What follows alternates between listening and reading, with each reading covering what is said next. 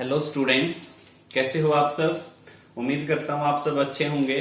देखो बेटा, जो नेक्स्ट हम पढ़ रहे हैं मैग्नेटिज्म के अंदर, नेक्स्ट जो टॉपिक होगा वो टॉपिक बिल्कुल कोरिलेट करेगा पीछे वाले टॉपिक से। अगर आपने पीछे वाली वीडियोस नहीं देखी हैं तो एक बार बेटा पहले वाली वीडियोस देखो, और पहले वाली वीडियोस देखने के बाद आप उसको फेयर नोटबुक में नोट कर लेंगे। उसके बाद ये वीडियो आप देखना, तब समझ में आएगी। अगर आप डायरेक्टली पहले वाली वीडियोस को छोड़ करके ये वीडियो आप देख रहे हैं तो बिल्कुल कुछ समझ में नहीं आएगा। एक बार बेटा आप फर्स्ट वीडियोस देखें, जो आपका यूनिट नंबर 3 स्टार्ट हुई है या एनसीईआरटी में ये चैप्टर नंबर 4 स्टार्ट हुआ है, उसकी पहले वाली वीडियोस देखें आप। तो पहले वाली वीडियोस के बाद आप ये थर्ड वीडियो देखें। और देखो बेटा नेक्स्ट टॉपिक, इससे पहले एक बार मैं रिव्यू भी दे देता हूं आपने किया क्या क्या उसके अंदर। सबसे पहले आपने स्टार्ट किया था कि मैग्नेटिक फील्ड के अंदर पार्टिकल मूव करेगा तो क्या होगा। ओर्स्टेड एक्सपेरिमेंट किया। ओर्स्टेड एक्सपेरिमेंट ने क्या बताया कि when we pass electric current through any conductor, जब हम किसी भी कंडक्टर से इलेक्ट्रिक करंट पास कर देते हैं तो उसके अंदर मैग्नेटिक फील्ड जनरेट हो जाता है। मैग्नेटिक फील्ड की डायरेक्शन हमने कौन कौन से रूल से निकाली थी, सनो रूल से और स्विमिंग रूल से। उसके बाद फिर हमने जो चार्ज पार्टिकल है वो मैग्नेटिक फील्ड के अंदर रखा। फिर पार्टिकल की बजाय फिर हमने एक रोड रखी जो कंडक्टिंग रोड थी, जिसमें से इलेक्ट्रिक करंट कितना पास हो रहा था, आई। ठीक है, उनके जो फॉर्मूले निकले हमारे पास, वो फॉर्मूले मैं एक बार लिख लेता हूं आपके सामने। वो फॉर्मूले क्या क्या आए थे बेटा। जब चार्ज पार्टिकल मूव कर रहा था तो जो मैग्नेटिक फोर्स का फार्मूला आया है, मैग्नेटिक फोर्स, वो मैग्नेटिक फोर्स का जो रिलेशन आया था वो F इज इक्वल टू क्या, q v B sine theta. किसका है ये है चार्ज पार्टिकल का, चार्ज पार्टिकल का। ठीक है, और जो नेक्स्ट जो हमने पॉइंट पढ़ा था, चार्ज पार्टिकल की बजाय हम अगर रोड इंसर्ट कर देते हैं मैग्नेटिक फील्ड के अंदर, तो कंडक्टिंग रोड या कंडक्टिंग मटेरियल, कंडक्टिंग वायर जब हमने इंसर्ट किया था तो उसके ऊपर जो मैग्नेटिक फोर्स का फॉर्मूला बना था, वो मैग्नेटिक फोर्स का फॉर्मूला क्या बना था, वो बना था बेटा I L B sine theta. I L B sine theta, ये दो रिलेशंस आप पहले वाली वीडियोस में कर चुके हैं। F is equal to q v B sine theta, particle का फोर्स हो गया मैग्नेटिक पार्टिकल के ऊपर, और I L B sine theta बना था एल लेंथ का कोई भी वायर है जिसमें करंट फ्लो आई कर रहा है और वो मैग्नेटिक फील्ड बी में रखा है किसी एंगल थीटा के ऊपर, तो उसके ऊपर मैग्नेटिक फोर्स ये लगा रहा। अब आपसे कई बार ये पूछ लिया जाता है कि भाई जो मैग्नेटिक फील्ड होता है बी, मैग्नेटिक फील्ड की क्या तो यूनिट होती है। डायरेक्शन हमने पहले ही बता चुके हैं, हम डायरेक्शन सनो रूल से बता सके, और आगे भी आएंगे फ्लेमिंग लेफ्ट हैंड रूल और राइट हैंड रूल, वो भी चलते रहेंगे। तो मैं अभी यहाँ पे बी की जो है यूनिट बताने वाले हैं बेटा। यूनिट देखो कैसे आप बताओगे, यूनिट ऑफ बी,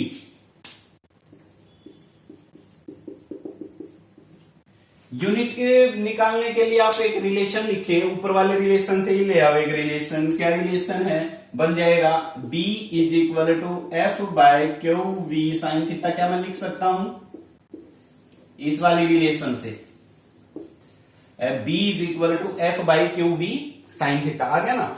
अब B is equal to F की यूनिट क्या होगी, न्यूटन, चार्ज की क्या होती है बेटा, कूलाम, वेलोसिटी क्या हो गया, मीटर पर सेकेंड, एंगल की कोई यूनिट होती नहीं है, तो क्या मैं इसको लिख सकता हूं न्यूटन पर कूलाम पर मीटर सेकेंड, न्यूटन पर कूलाम पर मीटर सेकेंड। और इस यूनिट को हम बोलते हैं बेटा टेस्ला।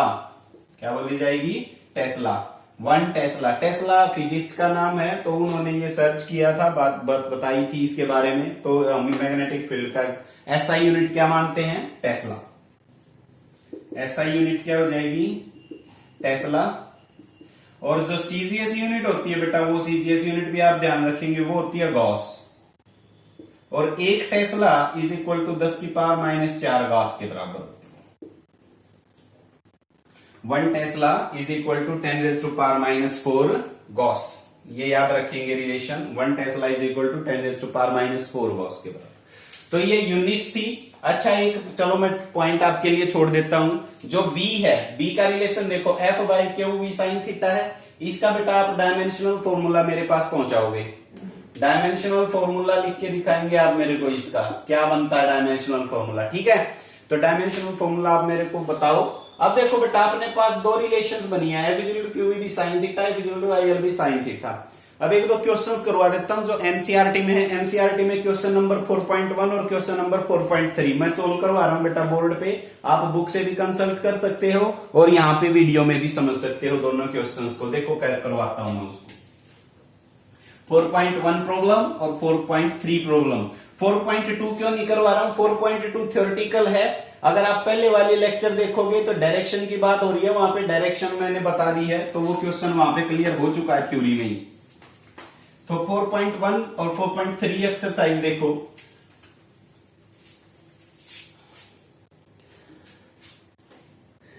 मैं स्टेटमेंट लिखता हूं बेटा, देखो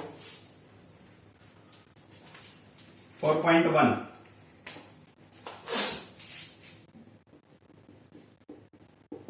4.1 जिसके पास किताब नहीं है, बुक नहीं है बेटा, वो बुक नहीं है, इसलिए मैं ये स्टेटमेंट आपकी बोर्ड पे लिख रहा हूं। तो ध्यान से देखो, a straight wire of mass 200 gram and length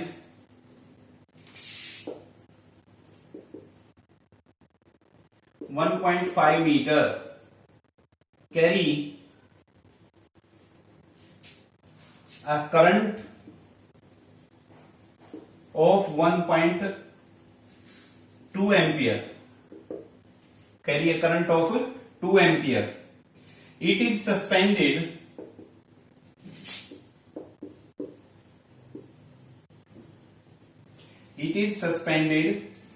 in mid-air. It is suspended in mid-air by a uniform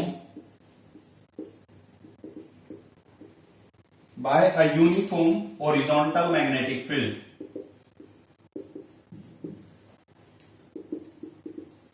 Horizontal magnetic field. What is magnitude of magnetic field?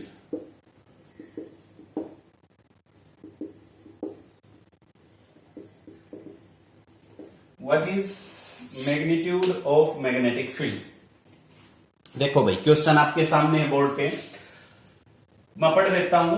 एक स्ट्रेट वायर है जिसका मास है 200 ग्राम और वो लेंथ उसकी 1.5 सेंटीमीटर, करंट उसमें से flow कर रहा है 2 एम्पियर। अगर वो हमने बीच हवा में लटका दी, किसके अंदर? Magnetic field. और मैग्नेटिक फील्ड किस तरफ है? हॉरिजॉन्टल। चलो मैं एक डायग्राम बना के दिखाता हूं आपको। मैग्नेटिक फील्ड हो गया इस तरफ, हॉरिजॉन्टली है, चलो हॉरिजॉन्टली मैंने इस डायरेक्शन में लगा लिया। मैग्नेटिक फील्ड इस तरफ है, तो इसमें एक स्ट्रेट वायर है और मिड एयर में हमने वो लटकाया है। इसके बारे में अभी ये तो नहीं कहा है एंगल की वो परपेंडिकुलर है या नहीं है, परपेंडिकुलर है या नहीं है, पर यहां पे देखो एक बार ध्यान से सुनो।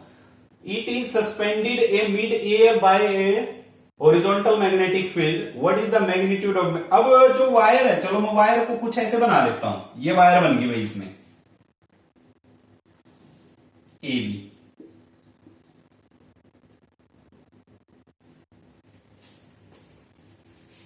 ठीक है। अब वायर बन गई है। अब अपने पास जो फोर्स के फॉर्मूले हैं दो आए हुए हैं। दो कौन कौन से? एक तो चार्ज पार्टिकल का और एक कंडक्टिंग वायर का। केस कौन सा? ये स्ट्रेट वायर का है ना। वायर वाला फोर्स का फॉर्मूला याद करो। क्या है फोर्स का formula? F is equal to ILB। Maximum की बात करेंगे तो मैक्सिमम फोर्स तभी लगेगा ना जब साइन थीटा की वैल्यू क्या हो जाएगी? 90, तब 1 होता है मैक्सिमम। साइन 90 1। और ये सस्पेंडेड किया गया है कुछ इसी तरीके से है। परपेंडिकुलर एंगल बना रहा है, परपेंडिकुलर है तो साइन 90 क्या हो जाएगा? 1। अब एक बात सुनो, जब वो वायर हमने एयर में लटकाया है तो उसके ऊपर ग्रेविटी फोर्स एक्ट करेगा कि नहीं करेगा? डेफिनेटली करेगा। तो ग्रेविटी फोर्स है जो वो कितना हो जाएगा? mg। अब बात सुनो, जो मैग्नेटिक फील्ड है, मैग्नेटिक फील्ड है, वो मैग्नेटिक फील्ड तो किस तरफ फोर्स लगाएगा भाई? इसके ऊपर, ऊपर की तरफ। और जो ग्रेविटी फोर्स है वो किस तरफ एक्ट कर रहा है? नीचे की तरफ। It is suspended in mid air by a uniform horizontal magnetic field, by a uniform horizontal magnet, ठीक है। अब इसको वायर के ऊपर भाई, वायर के ऊपर हम कुछ ऐसे भी लगा सकते हैं, ये है इस तरीके से, या ऊपर की तरफ फोर्स जाएगा। क्यों? क्योंकि सुनो, अब इसमें पार्टिकल है, जो पार्टिकल या तो इस तरफ मूव करेगा, बिल्कुल ध्यान से सुनो, पार्टिकल या तो इस तरफ मूव करेगा या इस तरफ मूव करेगा। वेलोसिटी इसी तरफ हो सकती है ना, दो केस हैं। मैग्नेटिक फील्ड आपका इस तरफ बना हुआ है, V इस तरफ, B इस तरफ। V और B के बीच में जब आप डायरेक्शन ऑफ द फोर्स बताना चाहोगे तो डायरेक्शन ऑफ द फोर्स कैसे आएगी? V टू B, ऊपर की तरफ आ गया ना, V से B की तरफ, इस तरफ ही तो जाएंगे, और इस तरफ जाएंगे तो फोर्स किस तरफ आएगा? इस तरफ। अब फोर्स इस ग्रेविटी का किस तरफ लगेगा? नीचे की तरफ। कुछ ये इस तरीके से केस है, कुछ इस तरीके से केस है कि मैग्नेटिक फील्ड तो जा रहा है इस तरफ, ध्यान से सुनो बेटा, मैग्नेटिक फील्ड गया इस तरफ, वायर है जो वो इस तरफ लगा लिया, या इस तरीके से पड़ा है वायर, उसके अंदर इस तरीके से पड़ा है, तो उसके अंदर वेलोसिटी, मैग्नेटिक फील्ड वेलोसिटी देखो, इस मैग्नेटिक फील्ड इस तरफ है, वेलोसिटी आपकी किस तरफ है? नीचे की तरफ। तो फोर्स किस तरफ आएगा? बोर्ड के परपेंडिकुलर। फोर्स किस तरफ आएगा? बोर्ड के परपेंडिकुलर। एक बार और मैं बता रहा हूं ताकि आप डाउट में ना जाओ। V आपकी इस तरफ है, मैग्नेटिक फील्ड आपका हॉरिजॉन्टल इस तरफ है, तो अगर फोर्स की डायरेक्शन निकालोगे तो बाहर की तरफ आ गया, ग्रेविटी किस तरफ एक्ट करेगा? अंदर की तरफ। तो इस केस में यह बनता है कि जो मैग्नेटिक फोर्स है वो ऊपर की तरफ है और ग्रेविटी फोर्स क्या है? नीचे की तरफ है। इक्विलिब्रियंट कंडीशन लेके चलेंगे क्योंकि वो सस्पेंडेड है बीच हवा में, बीच हवा में सस्पेंडेड है, तो इसका मतलब ये मैग्नेटिक फोर्स उसको ऊपर की तरफ उठाए हुए है, ग्रेविटी फोर्स नीचे की तरफ खींच रहा है, दोनों फोर्सेस इक्वल बन जाते हैं। इक्वल बन जाएंगे तो वहां से बी की वैल्यू निकल जाएगी। देखो, तो यहां से अब आपका सोल्यूशन कहां चलेगा? दोनों फोर्सेज को हम इक्वेट कर देंगे। This will implies mg is equal to ILB, ये बन जाएगा। आपको निकालना क्या है? मैग्नेटिक फील्ड ना, तो B is equal to mg by IL।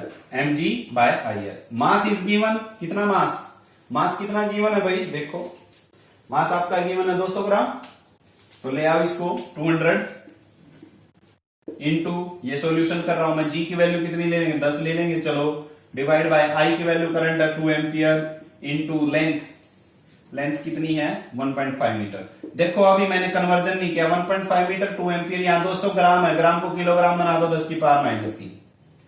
ठीक है, इसको सोल्व कर लो भाई। सोल्व करोगे तो मेरे ख्याल में ये आंसर आ जाएगा 0.65 टेस्ला। आंसर आपका ये हो जाएगा 0.65 टेस्ला। तो ये आंसर हो जाएगा। ये क्वेश्चन है आपका इस तरीके से। क्लियर होगी बात? तो ये क्वेश्चन करना बेटा। नेक्स्ट क्वेश्चन देखो, नेक्स्ट क्वेश्चन है 4.2।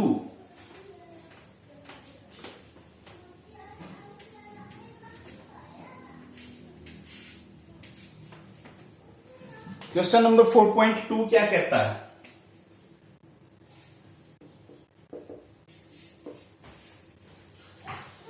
मैं लिख देता हूं स्टेटमेंट, ध्यान से देखो। What is the radius of a wire, नहीं, what is the radius of path of an electron,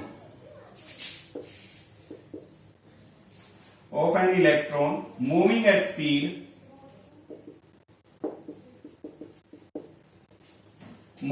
at speed 3 into 10 raised to power 7 meter per second in a magnetic field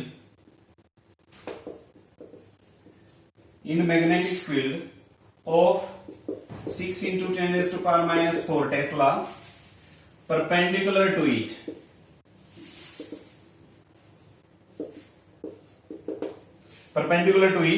What is the frequency?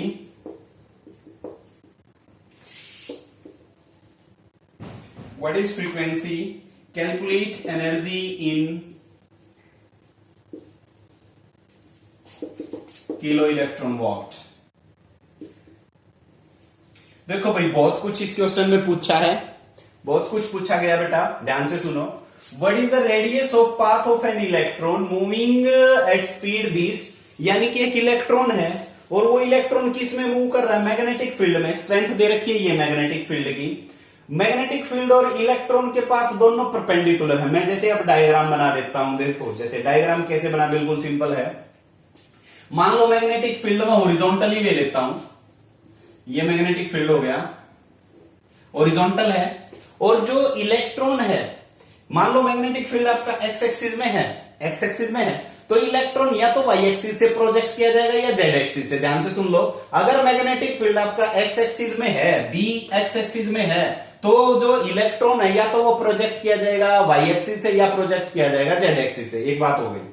अब मान लो हम electron को project कर रहे हैं Y axis से। चलो जी, वाई एक्सिस से ये प्रोजेक्ट कर दिया, ऐसे प्रोजेक्ट किया, इलेक्ट्रॉन यहां से आ गया। अब ये पूछा, क्या कह रहा है कि जब वो इलेक्ट्रॉन जो ऐसे जा रहा है तो वो कैसे पाथ में मूव करेगा भाई? हेलिकल पाथ में। ये बात ध्यान रखो, जब कोई इलेक्ट्रॉन या चार्ज पार्टिकल मैग्नेटिक फील्ड में छोड़ा जाता है तो वो कैसे पाथ में मूव करता है? हेलिकल पाथ में। कैसे पाथ में मूव करता है? हेलिकल पाथ में, सर्कुलर पाथ में। कितनी स्पीड से है? वेलोसिटी गिवन है, यहां वेलोसिटी गिवन है। वेलोसिटी कितनी है देखो, v इज गिवन, सॉल्यूशन है यहां से start. v is given 3 × 10⁻⁷ metre पर सेकंड है, ठीक है। रेडियस आपको निकालना है, ये भी बात सही है भाई। मैग्नेटिक फील्ड दे रखा है 6 × 10⁻⁴ टेस्ला। थीटा की वैल्यू कितनी है? 90 डिग्री। परपेंडिकुलर बोल रखा है, परपेंडिकुलर है तो थीटा की वैल्यू कितनी होगी? 90 डिग्री। ये बात है। अब आपसे पूछा क्या है? फ्रीक्वेंसी पूछिए। अब वही फ्रीक्वेंसी निकालने के लिए देखो आपके पास रिलेशन क्या होना चाहिए। रिलेशन सिंपल सी है, अपने पास v is equal to r omega होता है कि नहीं होती? एक रिलेशन होती है।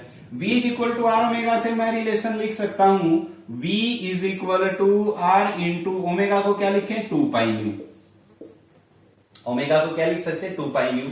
और दिस विल इंप्लाइज, अब हम यहां से मैं फॉर्मूला लिख देता हूं, देखो इंपोर्टेंट फॉर्मूला निकल जाएगा। अब आपका फ्रीक्वेंसी को क्या लिख सकते हैं आप? Nu is equal to v by 2 pi r.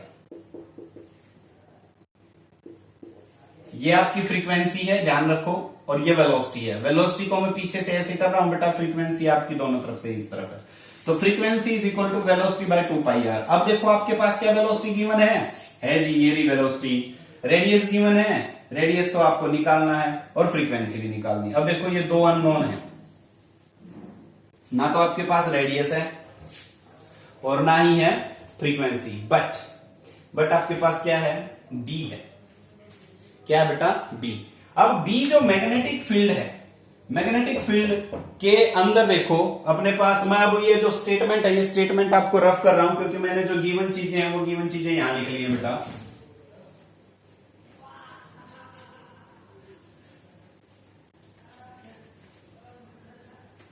अब अपने पास एक रिलेशन आई थी, मैं आपको बैक लेके चलता हूं। mv² by r is equal to qvb। आई थी ना? आई थी। Charge particle moving in magnetic field. यहां से v से एक v कैंसिल आउट हो जाएगा, तो r इज इक्वल टू, देखो r इज इक्वल टू क्या हो गया? mv बाय qv आ गया। अब देख लो, इलेक्ट्रॉन का मास हमें पता है, वेलोसिटी हमें पता है, चार्ज हमें पता है इलेक्ट्रॉन पे कितना होता है, और मैग्नेटिक फील्ड पता है। अप्लाई कर दो अब ये, ठीक है। ये अप्लाई करोगे, आर की वैल्यू आ जाएगी, आर की वैल्यू यहां रख दोगे, फ्रीक्वेंसी आ जाएगी। दो रिलेशन आ गई हैं, दोनों रिलेशंस को बेटा आपने सोल्व करना है। चलो मैं वैल्यूज यहां रख लेता हूं एक बार इस साइड। देखो इस साइड वैल्यू रखेंगे तो क्या बन जाएगा?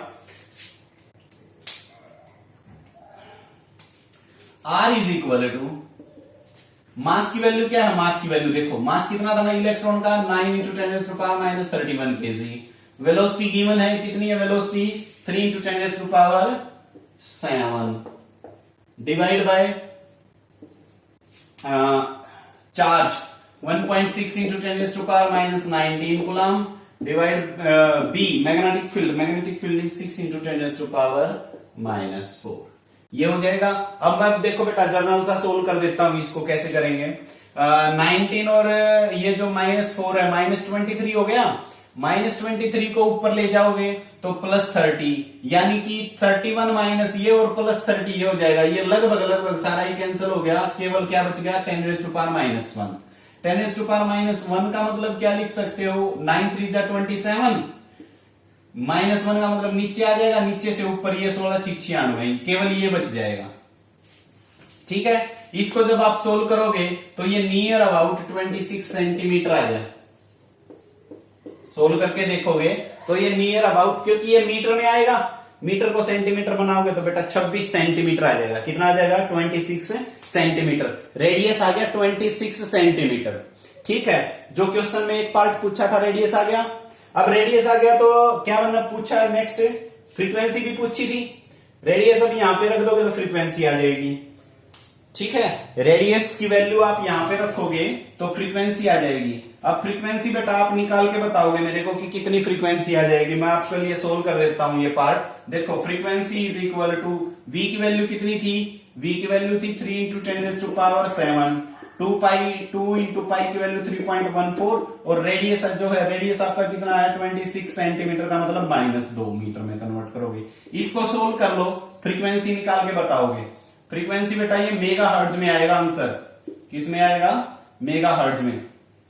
फ्रीक्वेंसी है जो वो किस में आ जाएगी? मेगा में। मेगा बचेगा, 10⁶ बचता प्लस का 10⁶ का मतलब हो गया मेगा।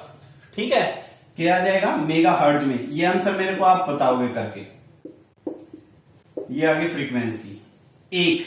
अब तीसरा जो क्वेश्चन पूछा, तीसरा क्वेश्चन क्या पूछा है कि जो एनर्जी है वो एनर्जी किस में बनाओगे भाई? किलो इलेक्ट्रॉन वोल्ट में बनानी है। अब एनर्जी देखो, चार्ज पार्टिकल मूव कर रहा है, मोशन में जब कोई ऑब्जेक्ट होती है तो एनर्जी का फार्मूला आपके पास है। क्या होता है बेटा एनर्जी का फार्मूला?